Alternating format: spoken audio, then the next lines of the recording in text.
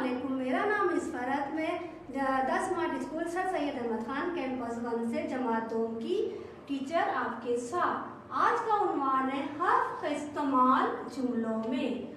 आप जानते हैं हर्फ कौन कौन से होते हैं?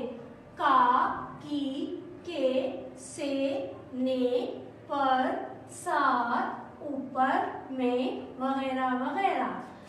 हर्फ का इस्तेमाल जुमलों में करने से पहले हम हर्फ के मुतालिक जानते हैं।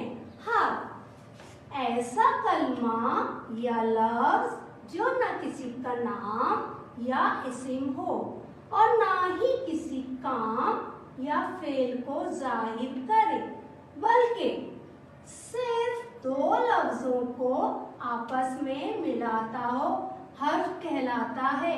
क्या कहलाता है? हर्फ कहलाता है।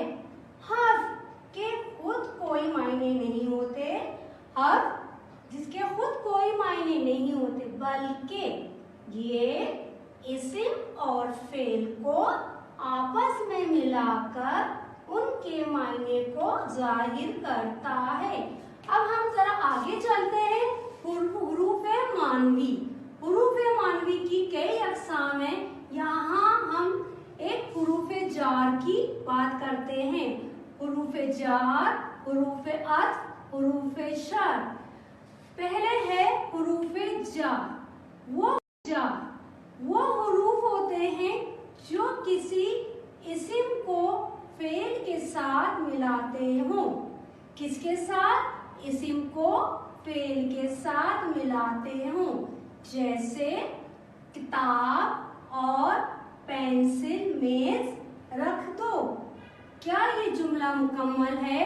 नहीं, यहाँ इस्म भी है, किताब, पेंसिल, मेज और रख दो फेल भी है। यहाँ कमी है हर्फ की। यहाँ हमने कौन सा हर्फ इस्तेमाल करना है? पर। कौन सा इस्तेमाल करना है? पर। ये जुमला हमारा अब मुकम्मल होगा। किताब और पेंसिल मेज पर रख दो। यहाँ इसी और फेल को जोड़ने का काम कौन कर रहा है? पर। फिर आमना छत है। क्या ये जुमला मुकम्मल है? नहीं, यहाँ भी हर्फ की कमी है। आमना छत पर है। फिर बोतल पानी है। ये जुमला भी मुकम्मल नहीं है, यहाँ भी हुरूफे जार की कमी है। बोतल में पानी है। ये जुमले हुरूफे जार के बगैर मुकम्मल नहीं होते। एक दफा और देख लीजिए हुरूफे जार का इस्तेमाल कहाँ कहाँ कौन कौन से अल्फाज के साथ होता है।